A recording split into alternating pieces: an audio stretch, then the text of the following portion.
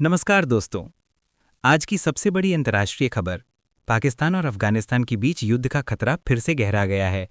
पाकिस्तान ने अफगानिस्तान पर हवाई हमले किए, जिससे 10 नागरिकों समेत 3 अफगान क्रिकेटरों की मौत हो गई और युद्ध विराम टूट गया। दोहा में आज शांति वार्ता होगी।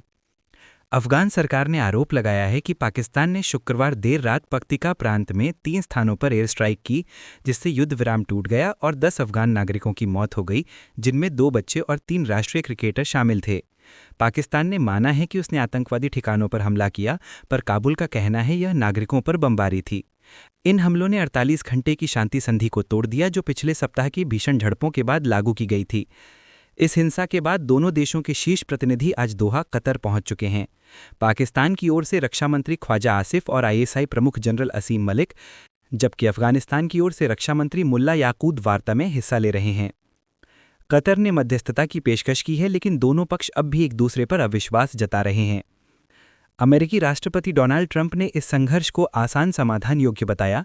उन्होंने कहा कि यह झगड़ा पाकिस्तान की तरफ से आरंभ हुआ है और अमेरिका चाहे तो इस युद्ध को जल्द समाप्त कर सकता है। पाकिस्तान की सेना ने अब तक 2400 सैनिकों की हानि झेली है। भारत ने इस युद्ध पर सख्त प्रतिक्रिया देते हुए कहा कि पाकिस्तान अपने असफल आतंक नीति का दोष दूसरों पर डाल रहा है। विदेश मंत्रालय ने साफ कहा कि भारत अफगानिस्तान की क्षेत्रीय अखंडता का पूर्ण समर्थन करता है। साथ ही भारत ने कश्मीर व पंजाब क्षेत्रों में सुरक्षा अलर्ट जारी किया है और सीमा सुरक्षा बल यानी बीएसएफ तथा आईटीबीपी की तैनाती बढ़ाई गई है।